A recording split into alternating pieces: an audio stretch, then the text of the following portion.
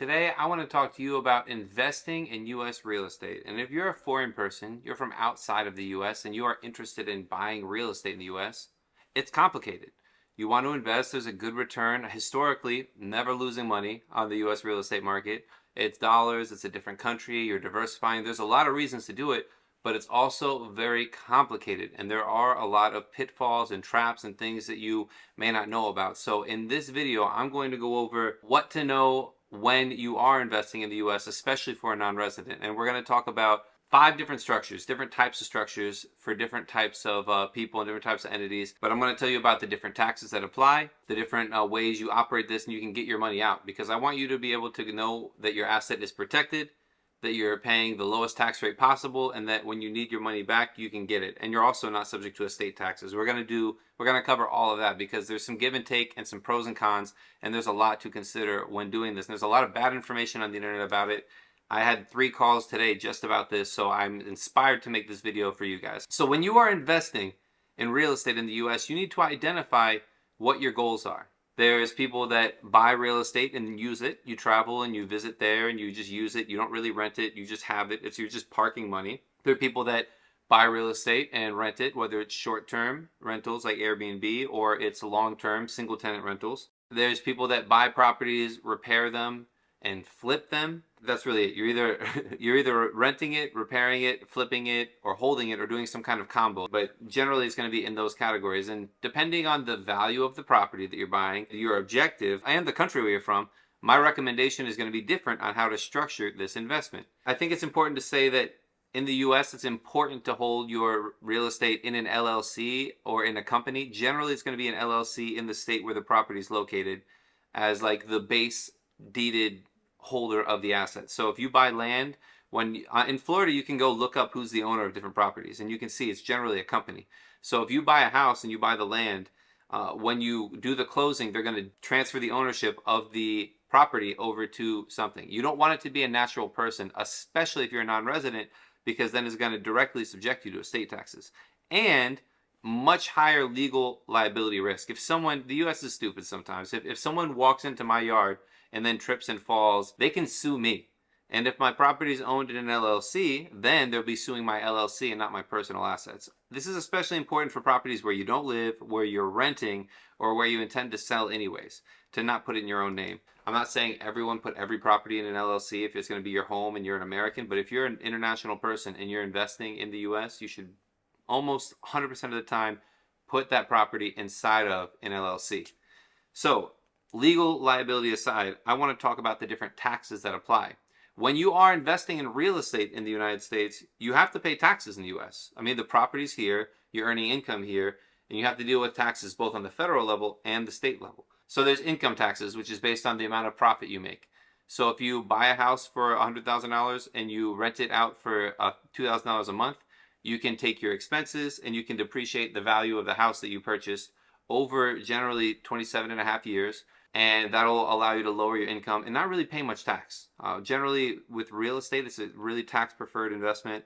You have a lot of expenses, and with depreciation, you don't end up paying too much taxes generally. Whoever that is, whether it's a company or yourself, that's how it's going to be calculated based on, rental income, less expenses, less depreciation, taxable income, and that's what you pay your tax on. You can look up the tax rates. Then there are property taxes. Those are kind of fixed on the area. Before you buy a property, you can see what the estimated property taxes are. You can see what they have been historically. That is based on the value of the house and the jurisdiction where it's located, and those are basically fixed, but it's something you have to deal with. It's a property tax. In Texas, they're not that high. Where I used to live in New Jersey, they were much higher.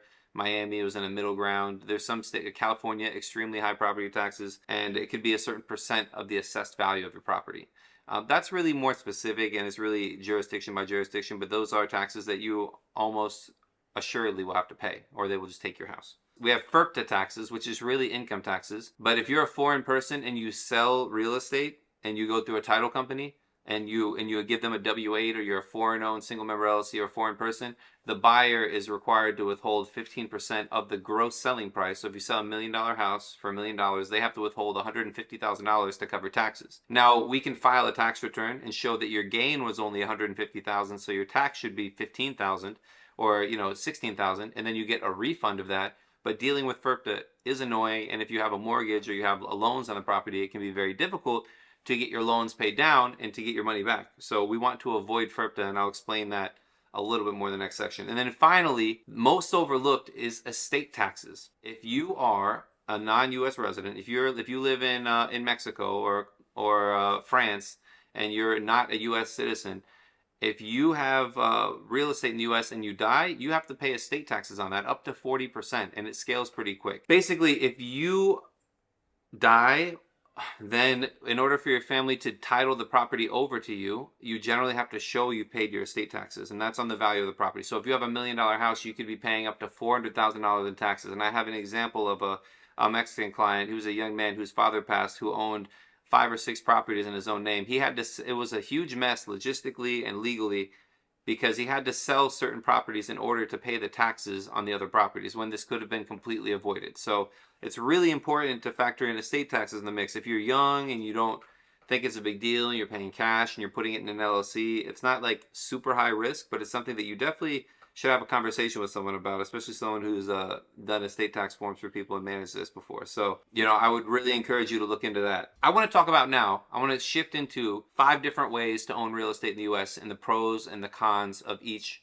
way. First, you can buy property in your own name, or you can have it in the name of multiple people. So if I buy a property in Florida, I can put on the deed that James Baker is the owner. The benefit is that the personal tax rates, if I sell it, are better than corporate tax rates. So I will pay long-term capital gains if I sell the property, and I will pay, lower marginal income rates. If I have a whole fleet of properties, the tax rates are higher if I'm making more income, but if I just have a single house, it's lower tax rates. So those are kind of the benefits. The negatives are way outweigh the benefits. You're exposed legally because you have no legal protection. Your legal liability is not limited with a limited liability company.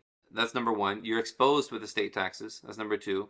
People can see who owns what. It's visible. That's number 3. And you're subject to FIRPTA if you sell the property. So that's 4 big cons. So I would never own it personally. Number 2, the second option, is if you own it with a single member LLC. So that means I open an LLC, I own the LLC, and I put the property in the name of that LLC. Basically, that's the same as owning it personally. You pay still the same taxes. You pay the taxes personally. The company doesn't pay any taxes. You're still technically liable for estate taxes, but you can play around with documents a little more because on the state website, they have the owner as a company. But the other benefit is you have the legal protection. So you have a little less risk with estate taxes.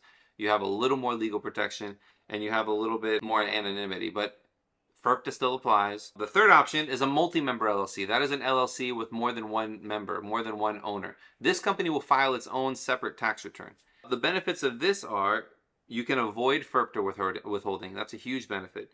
Number 2 is it's much less risky for estate taxes. Technically, yes, but if you don't have a mortgage on the property, it's very unlikely that the estate taxes will be enforced. You may be subject to it and you're supposed to pay it, but it's really hard for the government to enforce this, and I don't find it a huge risk. So that's something where it's like much more protected.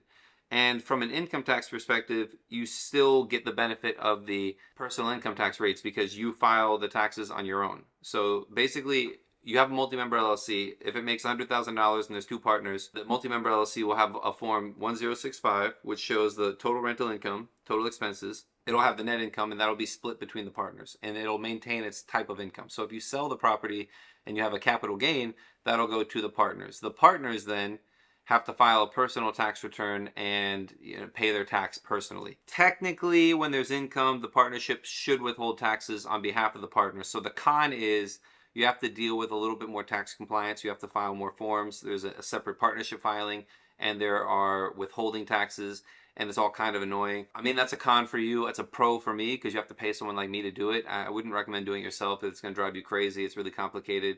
And if you do it wrong, you're going to be in paperwork forever. That's number 2. Number three, the multi-member LLC. It's better in all aspects, except for it's a little bit more work to maintain, to keep up, just with the IRS compliance. The next option is to use a corporation or an LLC that elects to be taxed as a corporation. Now, this is a little bit tricky because the owner of the corporation makes a big difference. Number 4 and number 5 are very similar. Number 4 is going to be a corporation that you own personally, and number 5 is going to be a corporation that's owned by a foreign corporation or a holding company. Generally, that's the most foolproof way for estate tax protection. It's also a great way to reinvest and to get investors and to insulate yourself from issues with the property. The benefits in terms of taxes, you won't have FERPTA withholding. You control all your taxes and then what you're going to pay and what you're going to file. There's no withholding taxes on partnerships. There are withholding taxes on dividends. So if you issue dividends to yourself, there would be withholding taxes. But generally what we do is we operate these companies and then we, when you want to exit an investment, we'll liquidate the company to avoid the withholding taxes. So like the multi-member LLC, using a corporation or an LLC taxed as a corp is going to be more compliance heavy, but it also gives you the best benefits. You're protected from estate taxes and you can kind of manipulate and control the numbers how you need to. And it all depends on what we talked about in the beginning, your objective, your goals. Are you going to buy it and hold it, buy it and rent it out, or buy it, repair it, and flip it? And also depends on how much money you're investing. If you're just a regular guy who's buying a $200,000 house to visit here and there or maybe rent it out, it might be easier to use a multi-member LLC. If you're a family office and you're buying 4 properties that are $1 million each, you probably want to have a layered corporate structure where you have a foreign corp, a holding corp that owns a U.S. LLC taxed as a corp that owns all of the sub companies, different LLCs that own the properties. So it's done like that. We basically have foreign corp owns U.S. LLC taxed as a corp or an actual corp, and that would own LLCs that are deeded, that are titled to the property. So each property is under its own LLC.